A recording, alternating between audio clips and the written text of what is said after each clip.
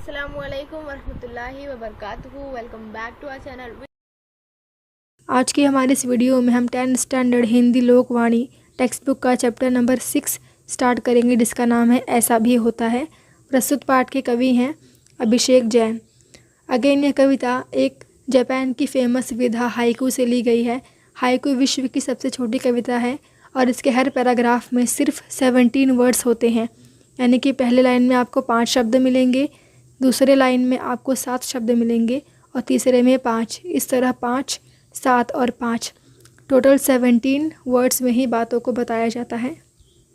देखिए, first paragraph में है गरजे में 3 शब्द और मेघ में 2 शब्द, यानी कि 5। सेकंड में 7 और थर्ड में 5, टोटल 17 वर्ड्स हैं। चलिए शुरू करते हैं। गरजे मेघ सहम कर कांपी कच्ची दीवार। गरजे यानी कि गरजना, यानी कि बादलों की गड़गड़ाहट। मेघ यानी कि बादल। कच्ची यानी कि कमज़ोर। कवि यहाँ पर कहते हैं कि जिस तरह बादलों की तेज़ गड़गड़ाहट से जो कच्ची दीवार होती है वह सहम कर डर जाती है, ठीक उसी तरह जब कोई शक्तिशाली इंसान किसी कमज़ोर व्यक्ति पर चिल्लाता है तो वह कमज़ोर व्यक्ति डर कर काँपने लगता है। अगला पैराग्राफ है रवि चढ़ाए निर्मल किरणों से धरा को अर्घ्य। रवि यानी कि सूर्य, निर्मल यानी कि पवित्र, धरा यानी कि धरती और अर्घ्य यानी कि जल अर्पित करना। तो कवि यहाँ पर क्या कह रहे हैं, जब सूर्योदय होता है तो उसकी किरणें जब धरती पर पड़ती हैं तो ऐसा लगता है जैसे वह धरती को जल अर्पित कर रही हों अपनी निर्मल किरणों से। नेक्स्ट है आके पसरी थकी हारी किरण धरा की गोद में। देखिए, यहाँ पर पसरी मीन्स होता है फैलना, किरणें यानी कि सूर्य की किरणें, धरा यानी कि पृथ्वी। कवि यहाँ पर कह रहे हैं कि जब सूर्य की किरणें वहाँ से निकलकर धरती की ओर आती हैं तो इस बीच वह थक जाती हैं, और जिस तरह बाहर से खेलकर आया हुआ थका बच्चा छोटा अपनी माँ की गोद में सो जाता है, उसी प्रकार वह थकी हारी आई किरण धरा की गोद में सो जाती हैं, थक कर आराम करने लगती हैं। नेक्स्ट पैराग्राफ है खुली आँखों ने जीवन भर देखे बंद सपने। यहाँ पर कवि ने बहुत बड़ी बात बताई है कि जिस तरह लोग खुली आँखों से सपने देखते हैं, यानी कि मन ही मन ख्याली पुलाव पकाते हैं, लेकिन अपने सपनों को पूरा करने का प्रयास नहीं करते, सिर्फ सपने देखने रहते हैं, वे सपने कभी सच नहीं होते, सिर्फ सपने बनकर रह जाते हैं। अतः अगर आपने कुछ सपने देखे भी हैं तो उसके लिए आपको कोशिश करनी पड़ेगी, प्रयास करना पड़ेगा उसमें सफल होने के लिए, तभी आप अपने सपने को सच कर पाएंगे। सिर्फ बैठे बैठे तो कोई काम नहीं हो सकता। नेक्स्ट है कटते तरु उजड़ा आशियाना रोए पखेरु। तरु मीन्स पेड़, उजड़ा यानी कि बिखर जाना, आशियाना यानी कि घर, पखेरु यानी कि पक्षी। कवि यहाँ कहते हैं कि आजकल पेड़ों की अंधाधुंध कटाई हो रही है और इसके कारण जो पक्षी होते हैं उनका घोंसला टूट जाता है, यानी कि उनका जो आशियाना है, जो उनका घर है, वह उजड़ जाता है और इससे जो पशु पक्षी हैं वो रोने लगते हैं। देखिए, जंगल जो है वो पशु पक्षियों का घर होता है और इंसान उसकी कटाई करके वहाँ पर अपने लिए घर बना लेता है, इससे जो उनका घर है वो उजड़ जाता है और पशु पक्षी उससे रोने लगते हैं। अतः हमें यह नहीं करना चाहिए। नेक्स्ट पैराग्राफ है बच्चे पतंगित माँ बाप थामे डोर छूते गगन। गगन यानी कि आसमान। कवि यहाँ पर कहते हैं कि जिन बच्चे जो हैं वो पतंग के समान होते हैं और जिस दिशा में वो उड़ना चाहते हैं वे उड़े, लेकिन जिस पतंग की डोर माँ बाप ने थामी होती है वही पतंग आसमान की ऊंचाइयों को छूते हैं।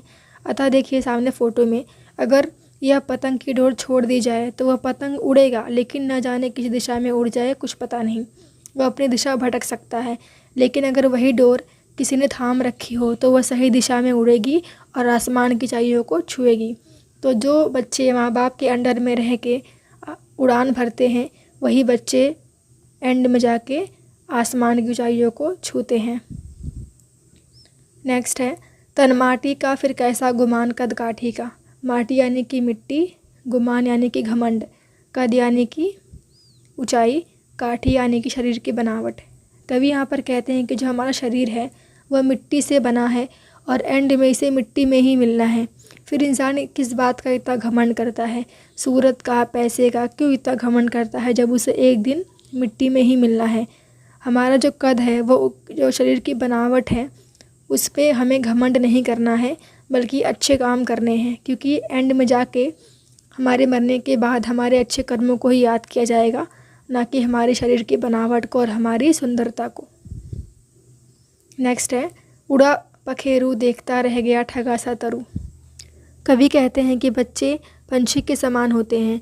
जब वे बड़े हो जाते हैं तो अपना घोंसला छोड़कर दूर गगन में विचरने के लिए उड़ जाते हैं, अर्थात विदेशों में या घर उनसे अलग दूसरे घर में रहने लगते हैं। उस समय माँ बाप उस वृक्ष के समान महसूस करते हैं जिस पर रहने वाले पक्षी पर निकलने पर वृक्ष को छोड़कर उड़ जाते हैं, यानी कि कहीं दूर आसमान में चले जाते हैं। नेक्स्ट है डाकिया चला बांटने सुख दुख भर के झोला। डाकिया यानी कि पत्र बांटने वाला, झोला यानी कि थैला। कवि यहाँ पर क्या कहते हैं कि मनुष्य का जीवन सुख और दुख से भरा पड़ा है। उसके जीवन में कभी सुख है तो कभी दुख है, अर्थात मनुष्य का जीवन डाकिये के झोले के समान है जिसमें सुख और दुख दोनों भरे होते हैं। और डाकिया प्रकृति यानी भगवान का रूप है जो हमें समय समय पर यह बांटते रहता है। अब तो वह चिट्ठी खोलने के बाद ही मालूम पड़ेगा कि उसके अंदर सुख है कि दुख है, यानी कि स्थिति सामने फेस करने पर ही मालूम पड़ेगा कि वह हमारे लिए अच्छा है कि बुरा है।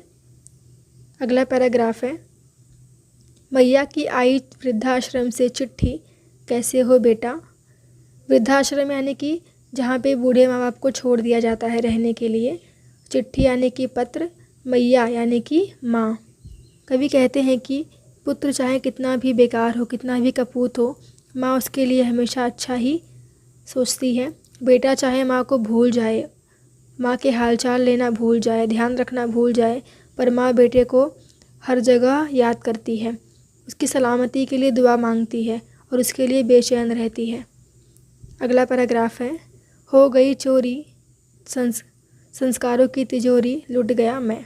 संस्कार यानी कि अच्छे गुण, सद्गुण, तिजोरी यानी कि खजाना।